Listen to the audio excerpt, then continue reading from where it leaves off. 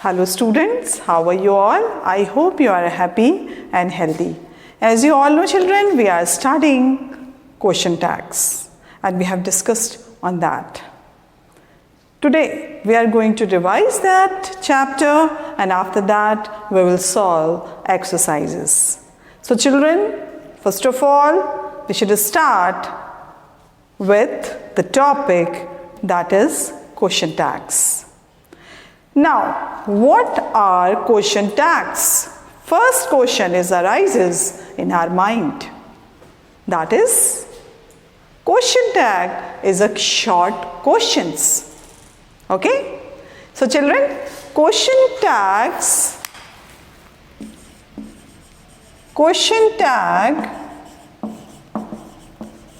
is a short questions.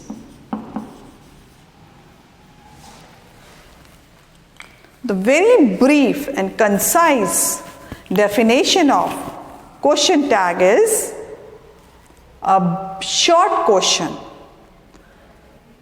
It is the combination of two words. First is you can replace a pronoun first or you can replace auxiliary verb first. So, that we should always remember, question tag is a short question which are made to confirm the statement which is delivered by anyone, is it correct or not. Either it is correct or not. So, question tags are asked the confirmation about the statements. So one thing that we have discussed, question tags are along with the statement always. If it is written, he goes to the market, is he? So, isn't it? Or these type of the question tags we used to write. So one thing you should always remember, question tags are always having auxiliary verbs and pronouns. So, question tags is a short question, or you can say the question tags are contraction of auxiliary verbs, and we used to write to ask question whether these statements, or we used to write these question tags when we want to confirm about any statement. So one thing we have discussed yesterday also, the types of question tags. First of all, there are two types of question tags. First is positive and second is negative, that we have discussed yesterday already. In positive question tags, we are supposed to use is he, are they, these type of the things will be there. So if we are asking is he, and question mark will be there, and are they, and question mark will be there. So these are called positive question mark or tags. Now, negative. If we are going to write, suppose we are going to take this one in the negative sentence. So, isn't he? Isn't he? Question mark. Aren't they? Question mark. So, here you can see one thing is hidden inside this question tag, that is not. So, whenever we are using this question tags, we just always remember when the statement is positive, then we are supposed to write negative question tag. We just attach with the positive statement with the negative question tags. And the other thing, that is very important. If the statement is written in negative concept, so we will add or we will attach positive question tag. So that we have discussed yesterday, and we have solved or we just discussed about the many examples. So children, it is given in your English grammar book, Mastering Grammar book, that we have already read yesterday. So children, after this discussion, I would like to give you few examples that just things will be revised in our mind, so we can able to solve the exercises together. So children, let's start few example which are given in your book. I'm going to read it. You just pay attention on it and that. And take out your book for this, chapter number 21, and I'm going to read these examples which are given in your book, and we will solve the exercise on the basis of this concept. So children, please take out your Mastering Grammar book. So children, on page number 171, we can find few examples which are given in your Mastering Grammar book. Here are some more sentences with question tags that you just, while reading, you just pay attention on that highlighted or bold letters which are given in this book. She didn't contact him, did he? Now here I have already told you, whenever the positive statement is there we are supposed to use negative question tags. So children, you are not upset, are you? Again, this sentence or the statement is given in negative form. So we have written over here positive, are he, are you? So these are the things which should always keep in our mind. Now children, you called me up in the morning, didn't you? You all attended the awards ceremony, didn't you? She looked gorgeous, didn't she? I have given you the papers, haven't I? You have completed your project, haven't you? This is a beautiful vase, isn't it?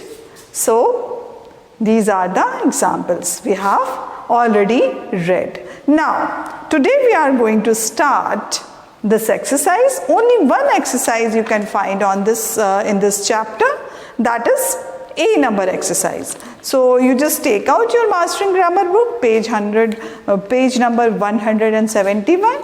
We are going to complete this exercise. So children, for this, I'm just going to erase this.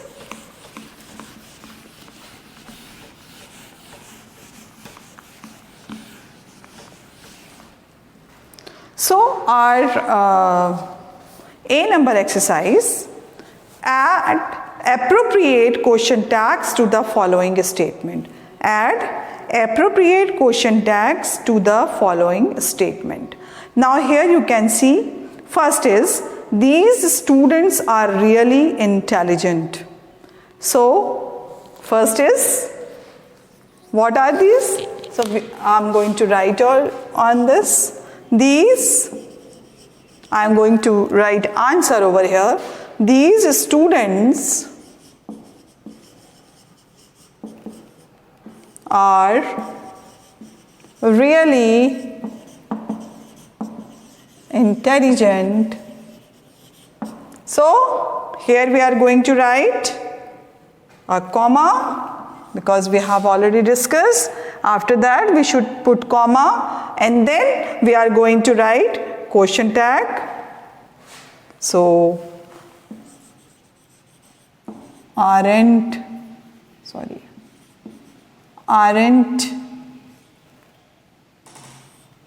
they?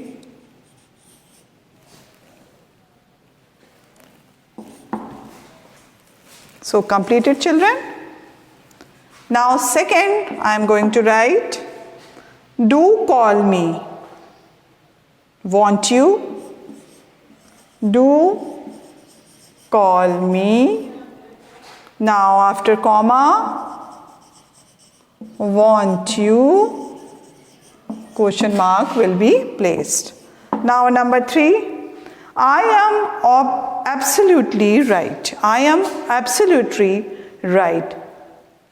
Now, what we are going to tag over here? I am absolutely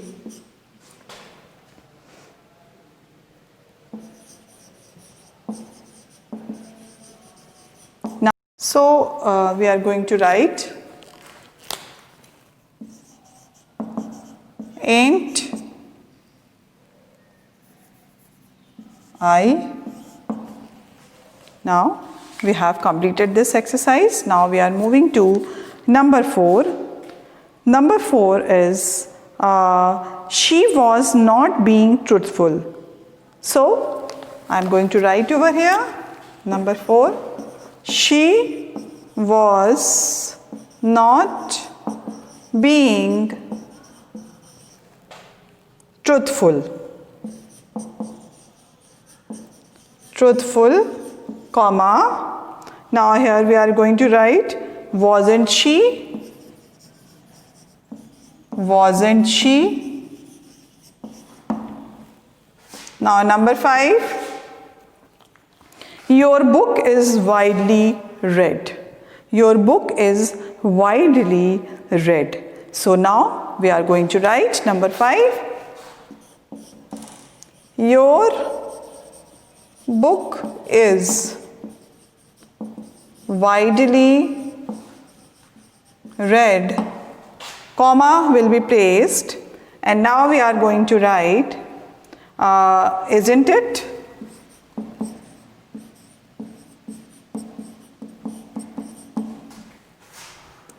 Now number 6 we are going to do, that is my servant is very talkative. My servant is very talkative. So we are going to write over here, isn't he? My servant is very talkative, comma, isn't he? Now number 7, we should not violate traffic rules. We should not violate traffic rules. It means we should obey traffic rules. So children, just write it. Number 7, we should not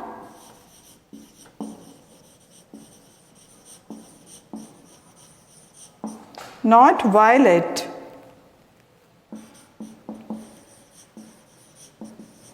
traffic rules.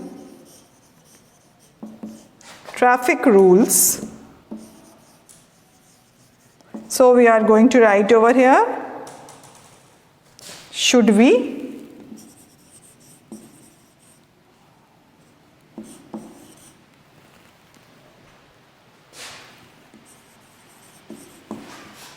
So, completed children?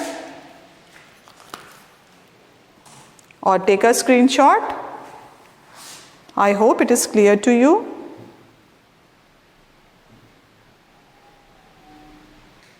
Now we are going to do number 8. For this we have to remove this.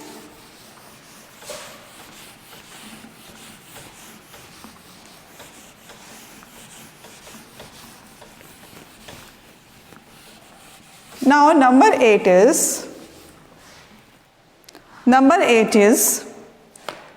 the earthquake in Japan was a great tragedy. The earthquake in Japan was a great tragedy. So this is number 8. We are going to write over here the earthquake in Japan was a great tragedy. Was a great tragedy. Now here what we are going to do, wasn't it? After comma, we are going to put wasn't it, and question mark will be placed. Now next number is number 9. Her parents have left for London. Her parents have left for London.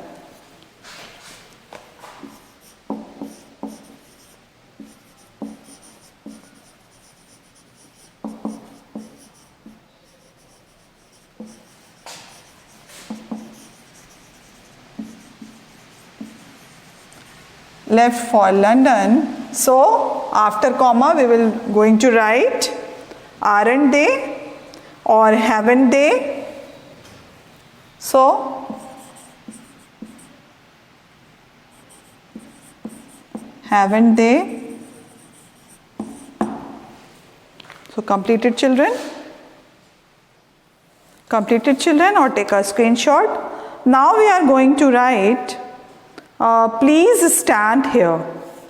Please stand here. Number 10 is please stand here. Now after comma, won't you? Won't you? Will be.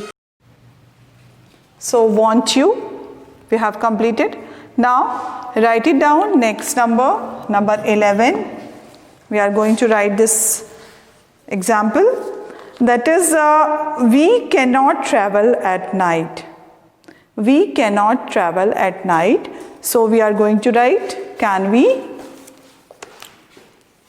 We cannot travel at night. Comma, can we? Now number 11, we are going to write number 12, Indians show unity in diversity. Now I am going to write over here,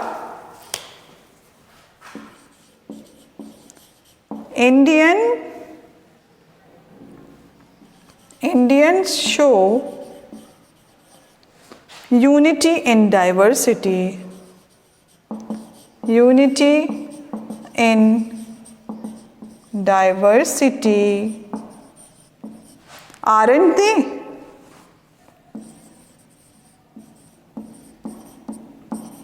Aren't they? Question mark will be placed. Now next is number 13. I think it is visible. Now number 13, he is scared of the dark. He is scared of the dark, isn't it? So we are going to write, that is, he is scared of the dark. Now comma will be placed, and now we are going to write, isn't it?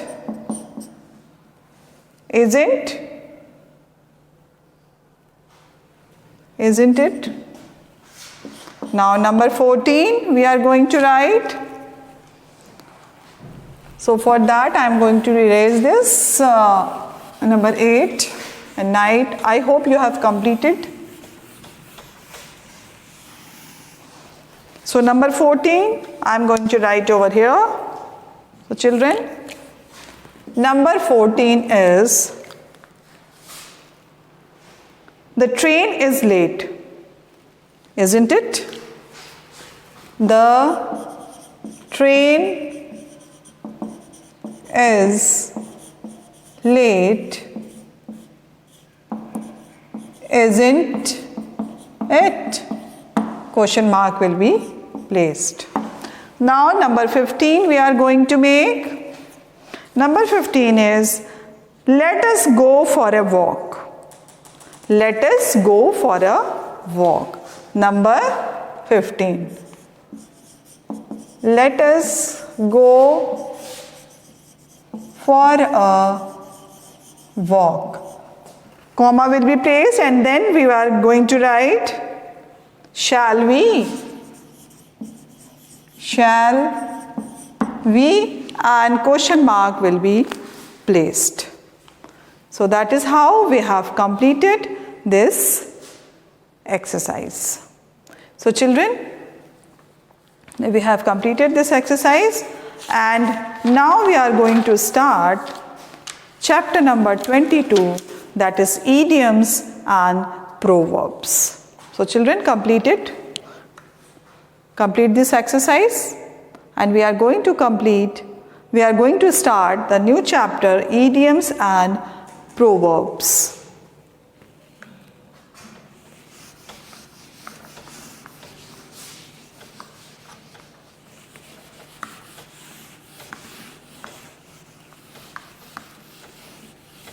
I hope you have understood this chapter properly. So children, after completion of question tags, because this was a very short chapter and only one exercise was there, so today we are going to start this new chapter, that is idiom and proverbs, and of course it is your chapter number 22. So children, please note it down. This is your chapter number 22, idioms and proverbs. Now, what is idiom and what is the meaning of idiom? Sometimes we use these phrases that hold on, come across, smell a cat, smell a rat. So these are the words or group of words we are supposed to use in our daily speaking, or whenever we are speaking English, these words we are using. So actually, grammatically, they are all called idioms. So first of all, children, we should know what are idioms, what is the definition of idioms, because whenever we are using these type of the group of word or phrases, that we never know which kind of the language we are using. So if we are going through the grammatically correct way, so we should know that which kind of language we are using and when and how these idioms will be used. For this, first of all, I am going to give an introduction about idioms. An idiom is a word or phrase which actually means something different from the literal meaning. It means whatever it is written, it is not giving the exact meaning of that, but it's having a different meaning with that. So, literal meanings of the word. So we are not going to see the literal meaning according to the words. So it's having its own meaning. Now, they are common phrases or terms, but their meanings are not literal and are only known through their common usage. Now, one thing I would like to tell you, that idioms actually, whenever we are using in Hindi also, so idioms actually are you can say these are very unofficial, or you can say very informal phrases these are. So they do not have any literal meaning according to the words. And these are the commonly used phrases we are using in our daily routine life. So they are having a different meaning. It is not literal, and it is written over here, but their meanings are not literal and are only known through their common uses. So in common language, when we are using these type of the phrases, so they are all called idioms. Now here you can say, I have written one idiom that we are very commonly we are using nowadays to come across. Hold on.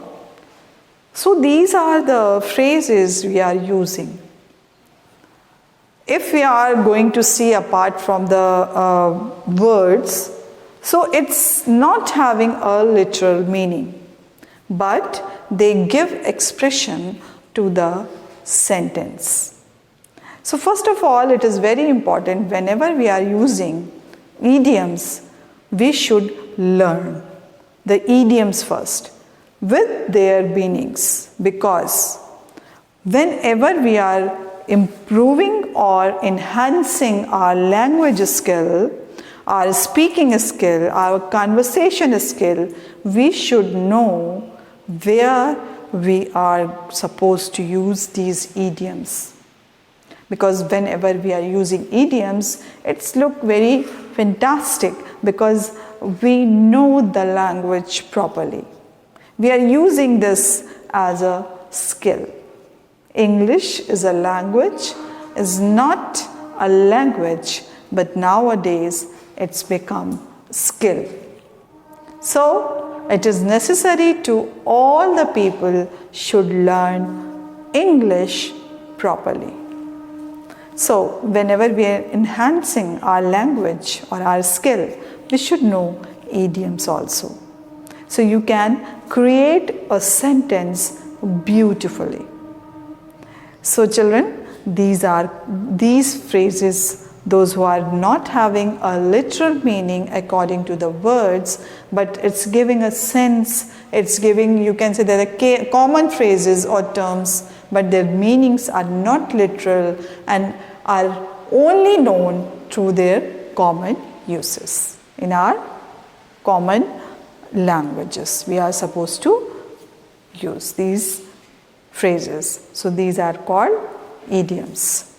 And now children, in your Mastering Grammar book, you can see that learn some useful idiomatic expressions. It means these are the phrases which having idiomatic expressions. It means it gives expression to the sentence.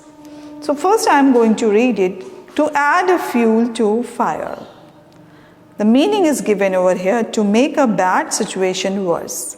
It means we are going to do with the help of many things, we are going to do the situation worse. It is bad and we are going to do whatever we just to make a bad situation worse. So whatever we are doing, that is bad for the situation because it is already bad and we are making worse about that. So that is why it is written to add fuel to fire. Now the next is to bring out, to reveal clearly. It means to bring out, to reveal clearly. It means we are going to show the correct picture of anything. So these are the idioms which are given in your book.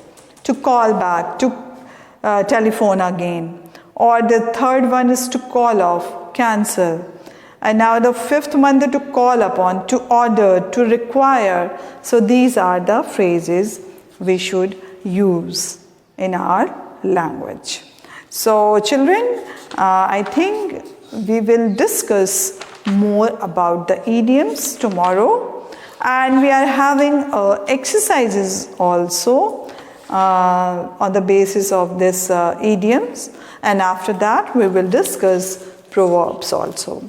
So children, this is our in this class we have discussed today our question tags. Once again we have revised question tags and we have discussed or solved the exercises based on question tags. And we have already started this chapter number 22, and I have given you definition of idioms. You should learn this, and we will discuss more idioms or solve more exercises on idioms tomorrow. So children, till then, bye-bye and take care.